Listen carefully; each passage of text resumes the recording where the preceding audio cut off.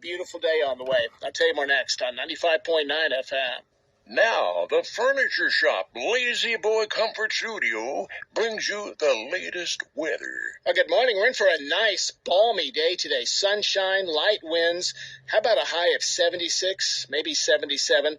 Yeah, mostly clear tonight. Low above normal, 51, 52 degrees. Wednesday, we're going to start off with sunshine. We'll cloud up late in the day, but even warmer. A southwest wind 7 to 15, high 79. We'll start to see some showers, though, Wednesday night into Thursday. I'm meteorologist Dan Satterfield. That's your forecast. You're up to date on 95.9 FM WTWX. Here at our studio in the valley, it's 56.9, so I'll go ahead and round that to 57 degrees now. The same thermometer that showed us 76 at our warmest yesterday afternoon.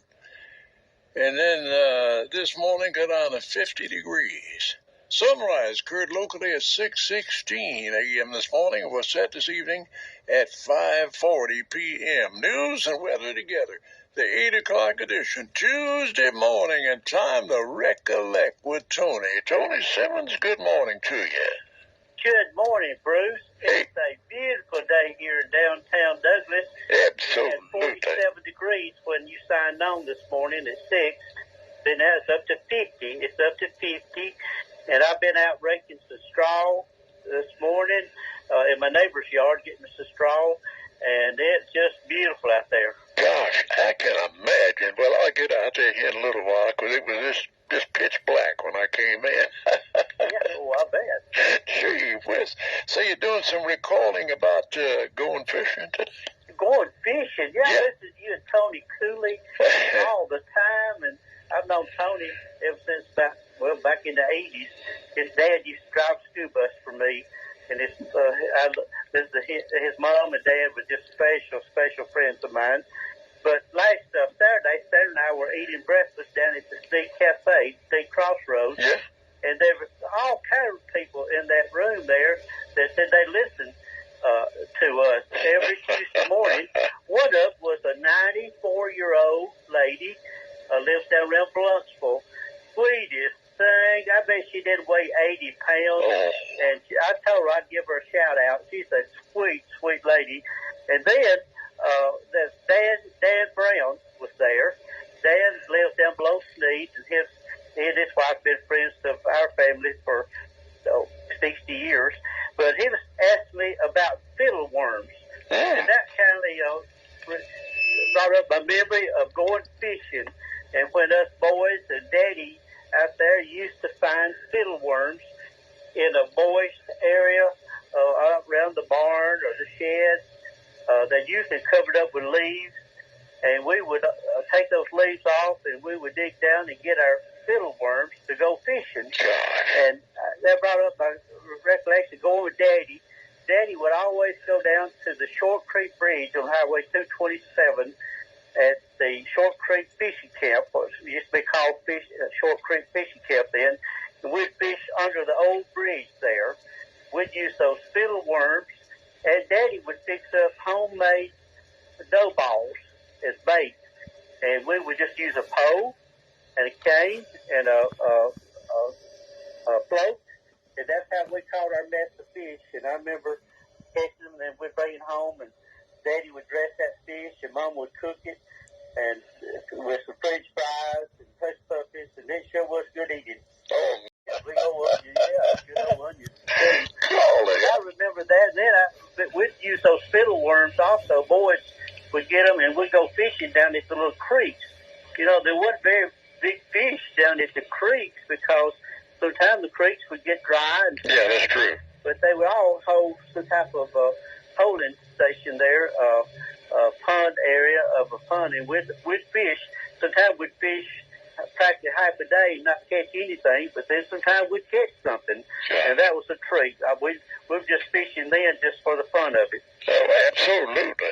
Well, you had to fish for the fun of it in the creek where the fish were too small. Like you say, they didn't have a chance to get big. That's right. This didn't. Interesting stuff, man. You sure talking about some good stuff this morning.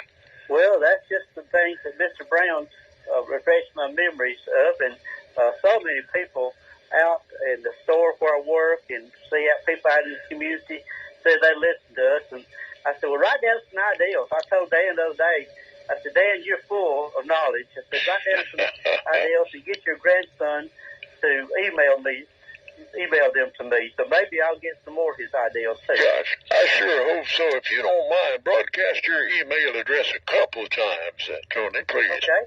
It is Tony R. Simmons 48 at yahoo.com. It's changed from what it used to be. It used to be 44. It's now Tony R. Simmons 48 at yahoo.com. Or if they're on Facebook, they can Facebook message me, whether they're Facebook friends or whether they're not a Facebook friend. They still, or they can look me up and also just email me a regular on my telephone number. So you can do that. Very good. Hey, listen, if you don't mind, there may be some folks that would like to just write it on notebook paper and put it in an envelope, mail it to you. Oh, well, that would be wonderful. Yeah, what's your mailing address? It's Tony Simmons, 176 Hambrick, HAMBRICK Drive, Horton, Alabama, 35980. 35980 is the zip there, Horton. Very good. Very good. Oh, we appreciate that. Yeah, and there's a lot of folks that haven't gotten on the email kick yet, you know. Oh, I know. Yeah, that's right. But yeah, they can. I love for people just sit down on just a piece of paper, regular old notebook paper, and write me some of their ideals and send it to me, or they can bring it by the store, leave it there at Weathers Ace Hardweather, store there in Boaz, whether I'm there or where I'm not, or they can drop it off here if they live in Douglas. Drop it off here, or at the Douglas Senior Citizen Center. I went there yesterday and talked with the senior citizens. I do that every last Monday, about 10 o'clock.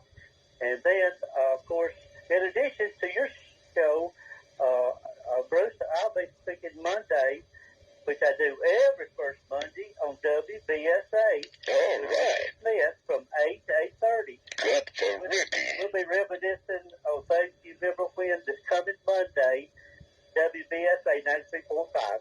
All right. And their AM frequency, I cannot remember. 1300 AM. 1300, Ricky Smith. Hey, thanks for that reminder. Matter of fact, years ago, Beecher and me used to carry on what we called a fellowship network, and he was at WBSA and I was at WGSV then, and I'd put him on my phone patch and he put me on his, and we just have a good time. Yeah, well, he still hangs around out there with Ricky, him and Wayne Hunt, the Boaz historian, every Tuesday and Wednesday morning from about 8:30 to 10. You can hear him on the air then also. Beecher's going to be, I believe, 93 this year, if he's not already 93. And his mind just is keener than mine. Hey, very good. Very good. Man alive. You have really brought us a good subject, especially with us, because, you know, where baseball is a big pastime for most folks, for us down here in the valley, the Tennessee Valley, it's fishing. Fishing? And, buddy, that was the epitome of your talk this morning. That's right. You know, but lots of people comes to Guntersville, you know, you still mention that as a slogan that I've used all my life, Guntersville is the playground of the South. Absolutely. The playground, it reminds me of, you know, when I transferred here from WGAD in Gadsden, it was in October 1958. T.E. Martin was the mayor. Yeah. And he used that term a lot. Yeah. And you know what the motto of Albertville is? Albertville, the heart of Sand Mountain. Yeah, the heart of Sand Mountain, absolutely. Sand Mountain, right there. It still owns lots of their signs when you come into town. Albertville. Do you know what the motto of Boaz is? Let's see. No, go ahead and share it with us. Beecher says it's Boaz, the garden spot of the world. Oh, I was going to say of the universe, yeah. He'll say the garden spot of the world. It used to be the outlet center of the world. At one time, back in the 80s, used to be the out. Everybody called it the outlet center. Good gracious, boy, that is a fact. They just sometimes there'd be 40, 50 tour buses coming into Boaz there for people to shop all over the southeast. Yeah, boy, I can recall driving up there just to get gloves. At one of the outlet stores up there. Gee whiz. A lot of progress has been made, and some good and some bad, but most of it all good, huh? Yep, and the Boaz has taken many of those outlet stores and now convert them into businesses and restaurants, lots of restaurants down there, and so the Arab, Gunnersville, Boaz, and Albertville, they're really growing. Absolutely. They are indeed. Doggone it, Tony. Hey, listen, it's almost time for the sports. But anyway, we really appreciate you getting on with us this morning. We encourage people to get in touch with you with things that they recall more vividly than anything else.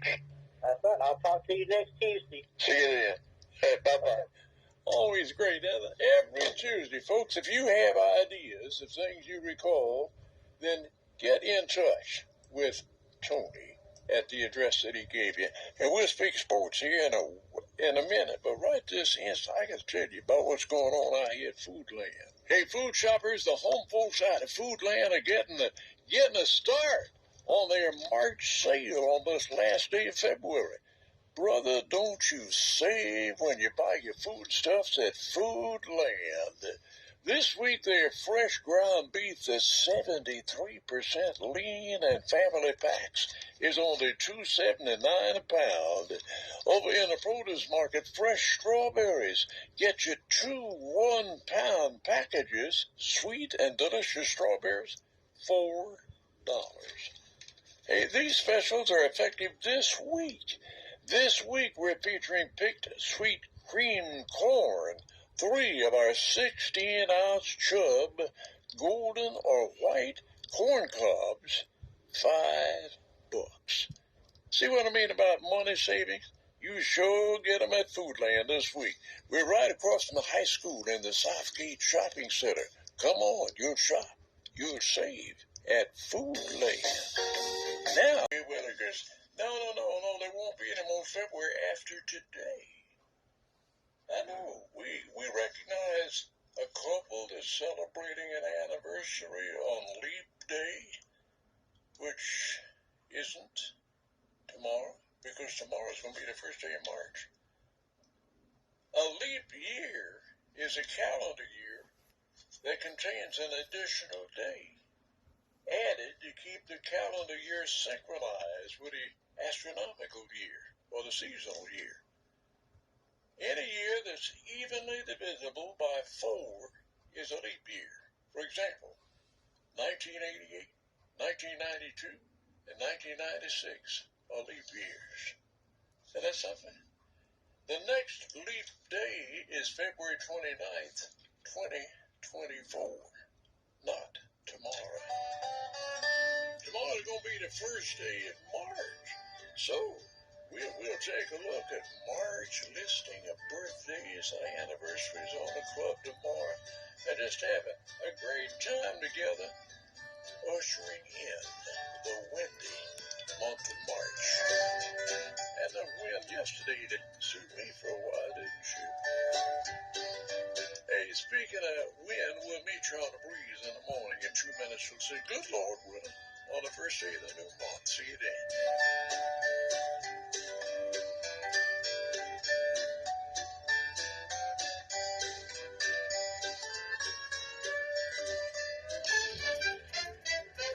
Here's the latest from ABC News.